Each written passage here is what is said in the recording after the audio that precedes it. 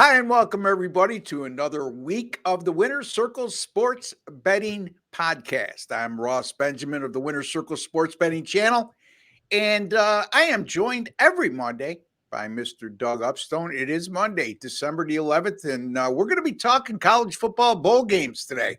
The college football bowl season begins on Saturday, December the 16th. We're recording on Monday the 11th, but we're rearing and ready to go here.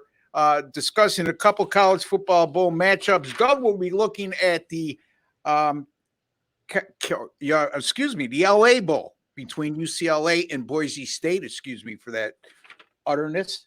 And I will be looking at the bowl game. It's called the Independence Bowl, played in Shreveport, Illinois, Louisiana, between California and Texas Tech. So there you have it. Sorry about that shaky beginning, folks. Got a lot on my mind today. Big week coming up. College football, NFL, basketball in full session. Doug, how are you, my man? I'm doing well, Ross. And hey, now that we got 4 shows before Christmas, and I used to hate Christmas pretty much. Okay, I'll be honest, for another reason. But so I'm bringing out the colors. Okay, get things going here a little bit on the show and stuff like that. And over the next, we have 3 more. I'll be done 3 more before Christmas, so I'll bring it. Okay, and the Christmas theme for sure. You can count on me to do that. But yeah, the bowl season, it's here we go. Okay, got a bunch of games. Got some interesting matchups. Got a lot of uncertainty, which we'll talk about more than ever this time of year. But hey, you know what? There's still a line on a game, so you can bet it. So here we go. Absolutely. I thought you were going to say you never liked Christmas until you started doing the show a couple years ago. And I was trying to figure out what the correlation was going to be there. But in any event, it's all good. Doug, you could dress up Christmassy or you could dress up in all white. It doesn't matter, buddy, because you pick winners. And Doug's one of the finest handicappers in the country, and you can find him over at DocSports.com. You can find me over at GamblersWorld.net. It's there you'll find myself and 9 other great handicappers. We got a nice special going on right now for the college football bowl season. Only $2.99. Get the entire bowl season from any of our sports betting experts over at gamblersworld.net and get up to 43 bowl games that are available. And folks, now more than anything, I would highly suggest you use us during this time of year because like Doug just alluded to, and we're going to talk about before we get into our free picks, more than ever, we need to really keep an eye on a lot of different facets and elements when it comes to college football bowl handicapping that we've had to in past years. So, Doug, I'm going to swing it back to you, and we're going to talk about what you look at this time of year. Now, I know if you're anything like myself, there's a common theme that I've been looking at for many, many years since I've been in this business when it comes to the college football bowl season. But now, like I alluded to, there's that extra how could I put this? Layer? Additional elements that are mind-boggling to deal with, but we have to do it. That's our job. So I'll let you take it away first. What you usually look at, and now the added stress in the other facets we need to address.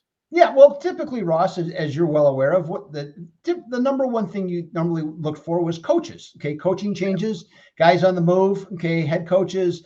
Why are they leaving? Different scenarios. Are they leaving the program because they're just out to make more money at another job, or is there something else going on in the program, like a Jeff Tedford, going off for health reasons for Fresno State? Completely different aspect there. Excuse me, from that standpoint. So that's typically been number one of what you have to look for, and then how you have to try and interpret it. But that now has been supplanted by something else, and everybody knows what it is: the transfer portal. Okay, so that has changed. And I heard this last week. The last year, after I think the first day, I think there was 550 transfers. The first day this year, there was over 1,100. Okay, transfers. Okay, and that number has gone up since. Okay, over the last week. So that's the number one thing that changes the whole dynamic of handicapping any bowl game, and it obviously it varies bowl by bowl. And so that's the thing, and that's the hardest thing to do. And that's why, to what Ross said earlier, is that's why, in this case, at Gambler's World or at me at Docs, why you would pay in order to do this. Because if you're working, okay, I tell you, it is impossible for you to keep track of all this stuff. That's why we are paid to keep track of it. It's up to us to do that, and that's our job. So that's the important reason as to purchasing something. That doesn't mean our picks are going to be necessarily right or wrong. Obviously, we hope that they're right, but the information has to be correct. And that's, I think, the most important thing. So with the transfer portal, we got head coaches, not only leaving, we got a ton of players, a lot of quarterbacks. The number of quarterbacks is astonishing. Lots of top line players, and there's going to be more literally up until game time. Okay. In many of these bowls where things, last year we had, I think it was 4 different teams that brought players to the bowl, and some guys opted out right then. Okay. They weren't going to play. So in a general sense, that's what we're going to start with to talk about here. What are your thoughts on that, Ross? Yeah, I think along the same lines. Bottom line is this, folks. We never had to deal with the transfer portal up until maybe 5 years ago, to a degree, but not to the degree we have to deal with it now. There's a couple different things that changed. Kids always had the right to transfer, but back in the day, you could transfer, but you had to sit out a year. So if you were a sophomore and you transferred, you don't become eligible till not the next season, but the season after. And again, you become a junior in terms of eligibility, but still you had to sit out a year. So that deterred a lot of kids, no matter how unhappy they were, from transferring. Then they changed the transfer portal to you didn't have to sit out a year.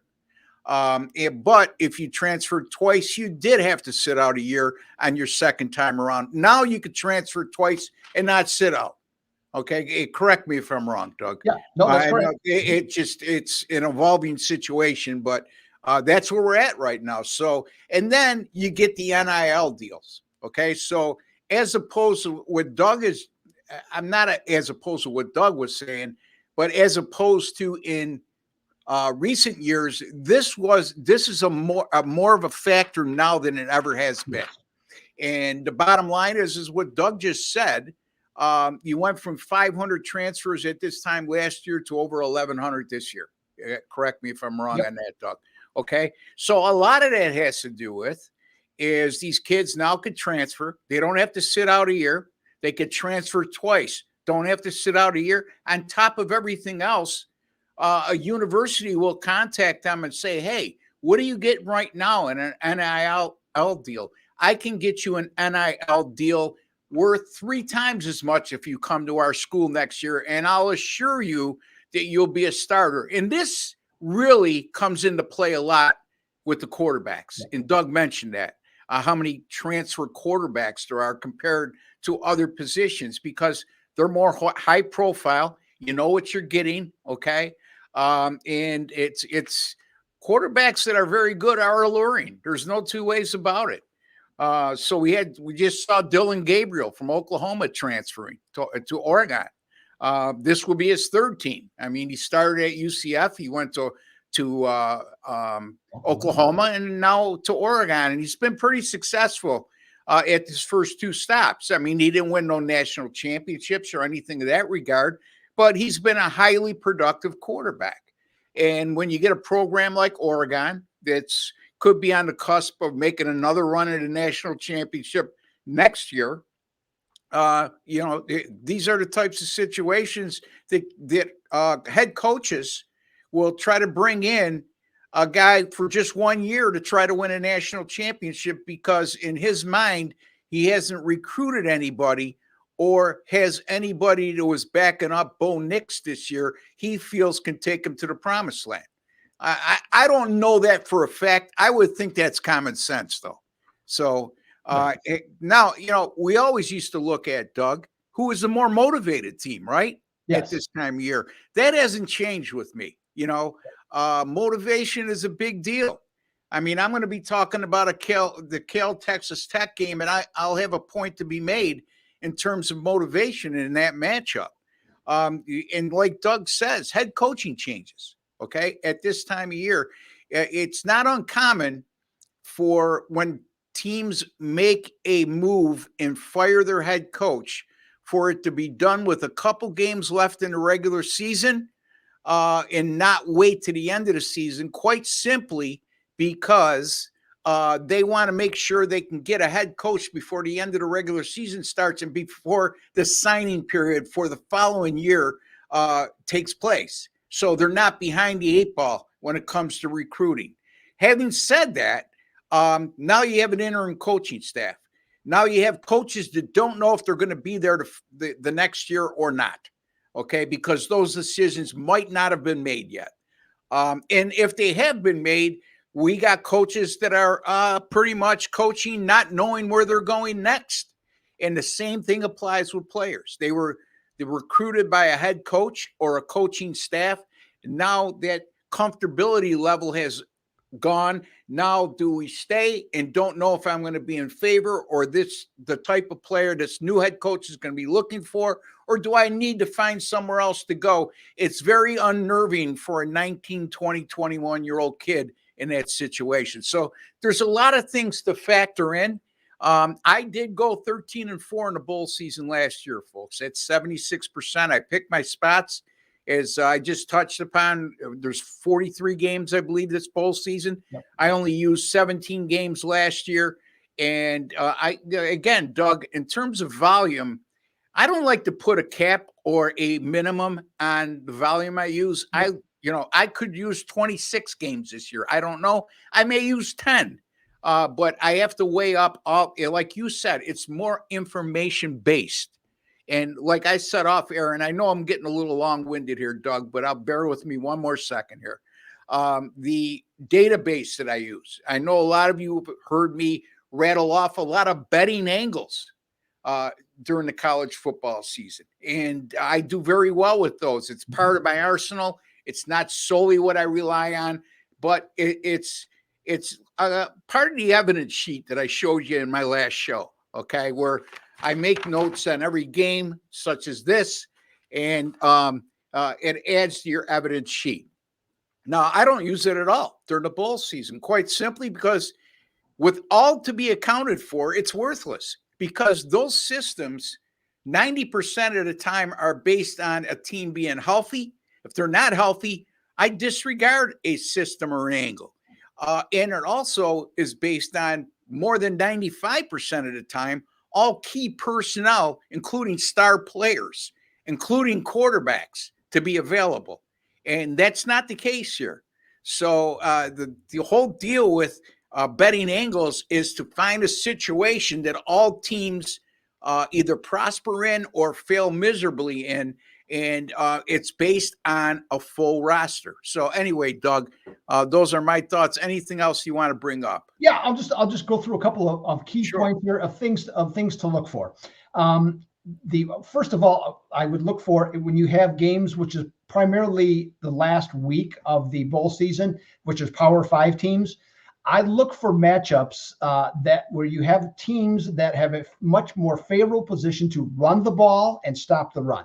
The reason that I say that is because one of the things when you have a lengthy time in between games, the running game is not based on the rhythm of a passing game. Okay, so because of that, if you're able to run the ball or stop the run, that gives you a more advantageous position. Okay, so that's one thing I would look for. Another thing, in terms of low scoring games versus high scoring games, in other words, totals on this one. Underdogs typically do better in low scoring games. And the reason that they do is because the margin, there's a reason why they're an underdog. And typically, it's either bad offense or bad defense. Not I shouldn't say bad, not as good in either case. So underdogs can prosper there. Whereas in higher scoring games, typically those when they have higher totals, the favorites do better. And typically they have the advantage to be able to score more often. And one other key point I'd like to make is from the very beginning, watch how certain conferences do. Now, we have our preconceived notions each and every year about each conference going into it, but then something changes, okay? Something good or something bad. And it's not unlike following the NCAA basketball tournament, where all of a sudden some conference gets hot, okay, and they send a bunch of teams either to the Sweet 16 or even sometimes even the Elite Eight. Same thing goes with this. You get conferences that literally come out of nowhere, okay, that do really well. I can think of the Sun Belt in recent times. I think it was 6-1 or 6-2. Recently, they won. They have an award for that. Whoever the top percentage from any conference. So watch for those, because those can be key indicators as the season progresses that you can follow. That can make you some money that you would have not necessarily even thought of before. Yeah, and when you get these power conference teams playing teams that are from the group of six, you don't have as much an advantage as a Power Five or a power conference team during the regular season, what you would have during the regular season, right, as opposed to the bowl season. And it's one thing, the Power Five schools, when they play a group of five teams or non-Division I teams, it's always early in the year. So they're still motivated at that particular juncture of the year because, as we have witnessed going into this college football playoff this time around, there's very little wiggle room for error. Now, that's going to change a little bit next year with the 12-team playoff as opposed to 4. But at this time of year, it's like a team from the Big 12, and I'm being hypothetical here, a team from the Big 12 playing a team from the Sun Belt. It's how motivated is that Big 12 team going to be? Then also look, folks, at the lines. You're always going to see at least 2 to 3 real fishy lines where you say, wait a minute, this team was so much better than this other team during the regular season. Why is the line only this? There's always a reason for it. And a lot of it's going to be attributed to what we just discussed. And also, if you see an abrupt line move, if you see a line that goes from -7 to -3 over a 24-hour period of time, 90% that 90 to 99% of the time, that should be a red flag that something is up. That means somebody opted out or decided to transfer and not play in that game. And more likely than not, it's a quarterback or a very key player. And that's why Doug brought up the running game, because we're seeing a lot of quarterbacks right now jump ship for no apparent reason other than a better NIL deal or a chance to win a national championship. And if you have a running game and you have a successful running game at this time of year, it goes a long way if you lose a star quarterback. And also you could find a little bit of value because, yes, you lost a starting quarterback and a line probably moved because of that. But by the same token, you still have an effective running game and the ability to stop the run on the other side of the ball as well. So hopefully that helps you in this coming bowl season, folks. We're going to get right to it here. I shouldn't say get right to it. We're finally going to get to it. We're going to get to our games at hand. And Doug's looking at the Boise State and UCLA LA Bowl, which will take place on Saturday evening at SoFi Stadium in Los Angeles. And that game, it goes at 9:15 p.m. Eastern time, I believe, kickoff. So Doug, Boise State, talking about a team that fired their head coach. They fired Andy Avalos with two games left in the regular season. They win the last 2. They get to the conference championship game. They win that. And now they're playing a Power 5 school, UCLA. How motivated will UCLA be in this game, other than the fact that they're playing in their home city of Los Angeles? Yeah, this will be exciting day. We got 6 games, and this is game 5. It's going to be on, I think, ABC, if I'm not mistaken, and this one as well. So we got the Mountain West Conference champions who come into this one having won 4 in a row and covering 4 in a row and covering 5 of the last 6. And facing a UCLA team that has to just travel up the highway, Ross. Okay, not too far wherever they're coming from to get to SoFi Stadium. Bruins, after a 4-1 start, closed the season 1-4 straight up and 1-4 against the spread. And frankly, they looked rather lifeless in doing so.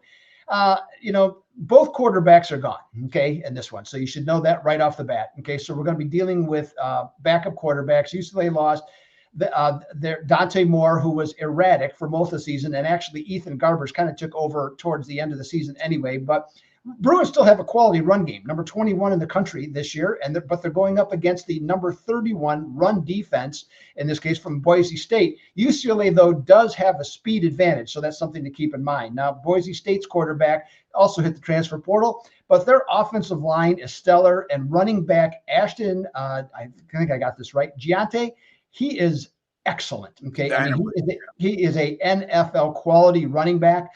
From that standpoint, their offense ended up having the number 7 running game in the country. UCLA, though, if you watch them at all, whoever their defensive coordinator is, he's going to get a job, real soon, for a lot more money at either the NFL or college level. They play a lot of games with how they do things. They put a lot of guys around the line of scrimmage if they anticipate the run, and they send some guys, they bring some back right at the snap of the ball. Very difficult to understand, trying to figure out, come at you from a lot of different angles. And they ended up the season with the number 2 running defense in the country.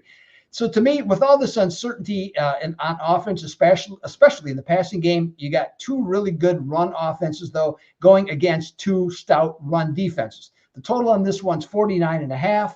And this one, I think this is going to be a lower scoring game. And one thing I did find is that when a total is from 49.5 to 56, and a team like UCLA is coming off an upset as a favorite, and this is a neutral site game also, so that means a bowl game, the under, okay, is 26-7, okay, here. So that's where I'm going with Boise State, UCLA, under 49.5, Ross. Yeah, and I agree with you because, UCLA, their last game, they were upset by Cal, who I'm going to talk about shortly. They lost that game 33-7 as a home favorite of 9.5. You look at UCLA's run defense, they've given up 135 yards or less in all 12 of their games this year. And if the other side of the coin is you're looking at a dynamite Boise State run offense. And you mentioned the starting running back here. That kid is dynamic. Yep. Look at Boise State rushing. Again, they're facing Mountain West Conference competition, though. Let's keep that in mind. 319 yards, 184, 354, 226, 177, 227, 262, 141, and 244. I mean, they've been running the ball very, very effectively and have been for quite some time. Now, UCLA, to Doug's point again, they've gone under the total in their last 6 in 10 of 12 games this year. Yeah, their only overs came at Oregon State. They won over 53.5 in a 36-24 loss. And the other over, actually, wouldn't even count. It was against NC Central, which plays at the FCS level. So basically, this is a team that went 10-1 to the under when facing FBS competition. So there you have it. Doug likes UCLA and Boise State to go under the total of 49.5. I stand corrected. This game goes at 7:30 Eastern time, not 9:15, because 9:15 is my game, California and Texas Tech. And I'm thinking to myself, where did I go wrong here? I had a geographical nightmare here because I figured a game in Louisiana would start earlier than a game in California, right, Doug? But, it shows the lunacy of the bowl season. California and Texas Tech. It's 9:15 p.m. Eastern time. The game will be played in Shreveport, Louisiana. It's the Independence Bowl. Both of these teams come in 6-6. Here's the difference, in my opinion.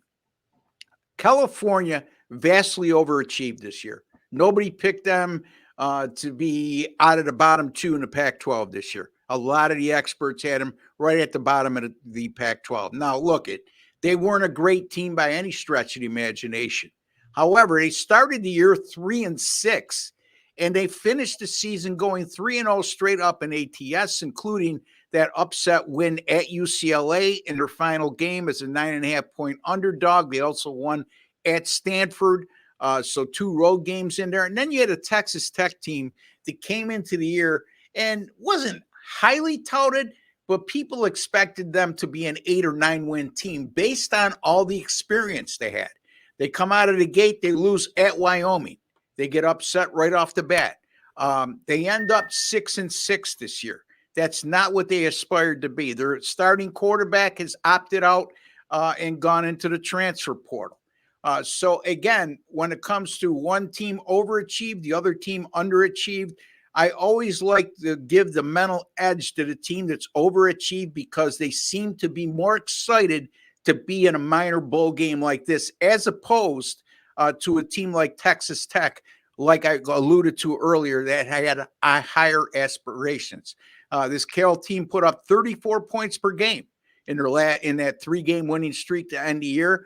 Texas Tech, another thing, the minus 10 turnover differential in their 11 games versus FBS opponents. That certainly deterred them from getting where they wanted to be this year. And keep in mind, this is a Cal defense that forced 23 turnovers this year. They gave the ball up a lot, but I think they finished like a -1 turnover differential, despite the fact of going 6-6, as opposed to Texas Tech at a -10. Key to the game will be, I think, California's rush offense versus Texas Tech's rush defense. And that goes hand in hand to what Mr. Upstone was trying to explain to you earlier. This is a Texas Tech team that's allowed 207 yards or more rushing in their last 3 games, and that includes 5.8 yards per rushing attempt. That's a brutal run defense. And California has been a good running team all year. They've averaged 182 yards per game on the ground and averaged 4.7 yards per rush. Now, keep in mind, when you look at that yards per game or yards per attempt rushing, in college, a sack counts as a rushing attempt. So if you sack the quarterback and he loses for 10 yards, it's -10 to your rush total for the game. So that skews the numbers a little bit. And even with that, it tells me Texas Tech has been brutal against the run because the sacks are factored in there. And California is probably a lot better running the ball than the 4.7 yards per rush indicates, because they've had yards taken away from them getting sacks. So I'm going to take Cal here, Doug. I think they'll be the more motivated team in this matchup by a long shot. And I'm going to take the Cal Bears +3 over Texas Tech. Well, Ross, the all of my notes that I had for that, you used I used 95% of them. So I'm going to agree with what you say there. And from that, and I'll add one more thing. So everything you said, I'm in agreement with. One other key point that you alluded to is that Cal winning their last 2 games on the road to become bowl eligible. Winning on the road matters to going into bowl games. Red Raiders come into this one 2-4 straight up, but against the spread in this one here, they'll be the favorite. I think the Bears will be golden here. And I'll throw this at you then too. Teams that finished 500 by winning their final regular season games to qualify for a bowl, and they're an underdog, facing a team that is 500 or better, they are 22-13 against the spread. That's 63% basically.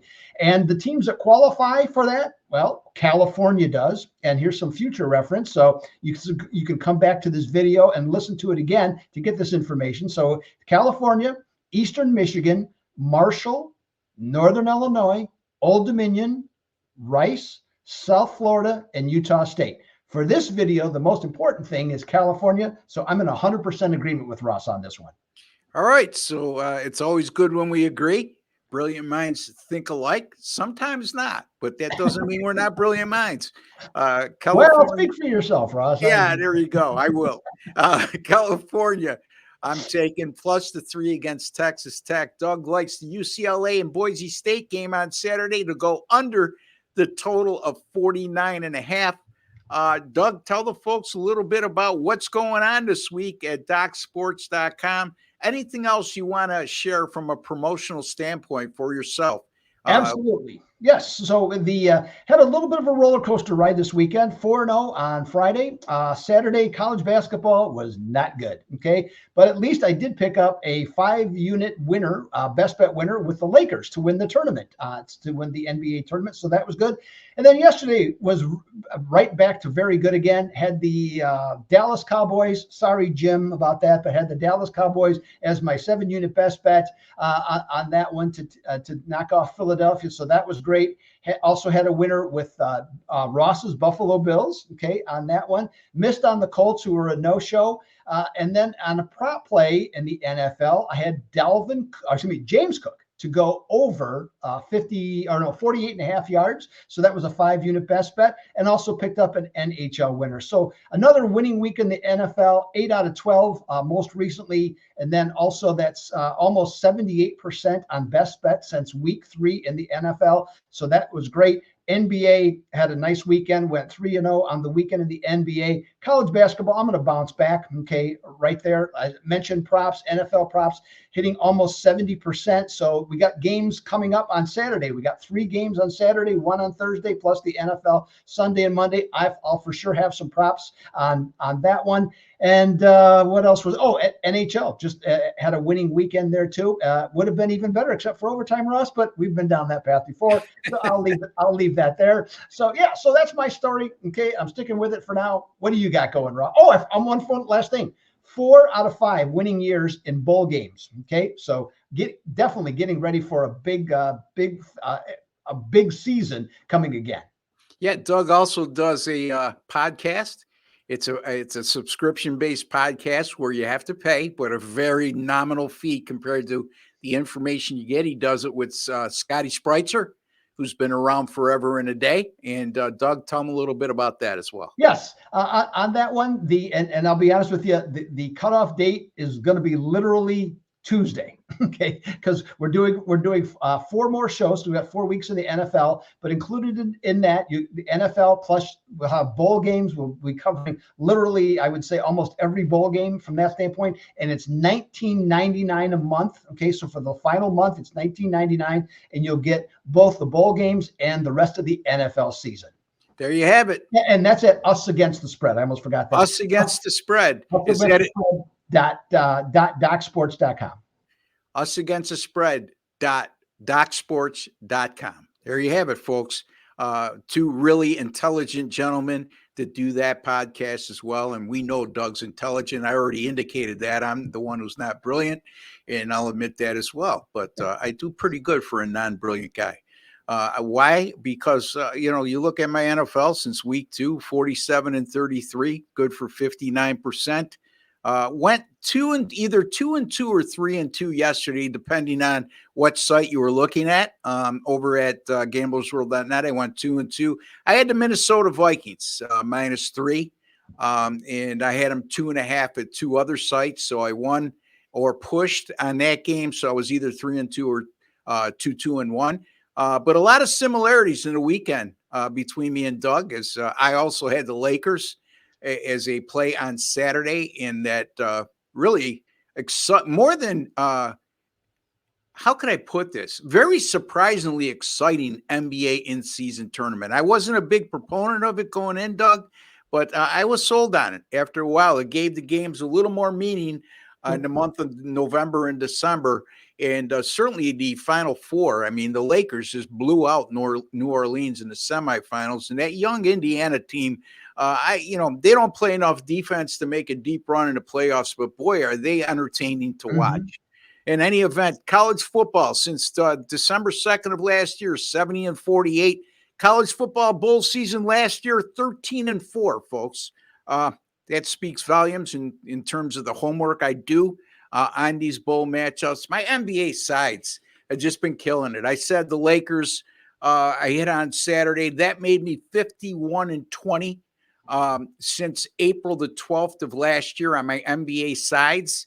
That's good for 71%. I got 3 NBA sides up in the same package tonight at gamblersworld.net. And folks, like all the handicappers at gamblersworld.net and all of our selections, those are guaranteed that if you don't win, you don't make a profit, we will credit your account back. the exact purchase price that you paid for that specific package. And folks, 51 and 20 with NBA sides. I got 3 NBA sides tonight.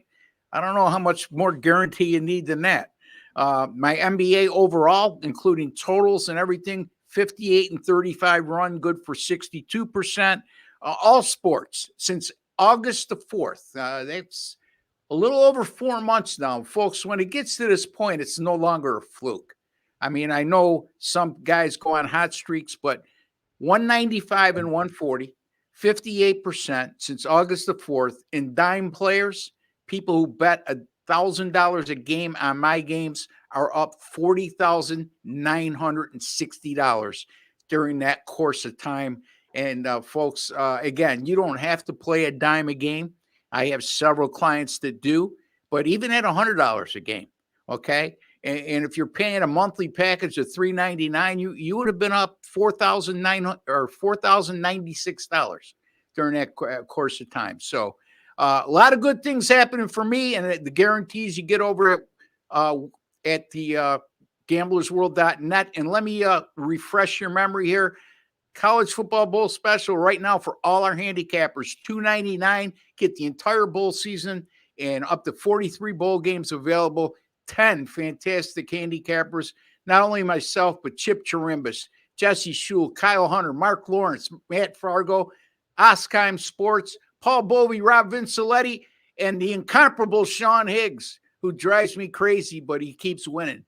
In any event, there you have it, gamblersworld.net. You can find Doug over at docsports.com, and there's a like button underneath. Just click on that. That gives us a small token of appreciation you show for us and the work we put into giving you a quality podcast and making you a smarter sports better today than you were yesterday. Don't forget, folks, if you're watching and you have not subscribed, click that subscribe button. If you're watching on your mobile device or smart TV, it's a black subscribe button. If you are watching on your PC, you'll see a WC logo in the bottom right-hand corner of your screen. That will get you subscribed for free by just clicking on that.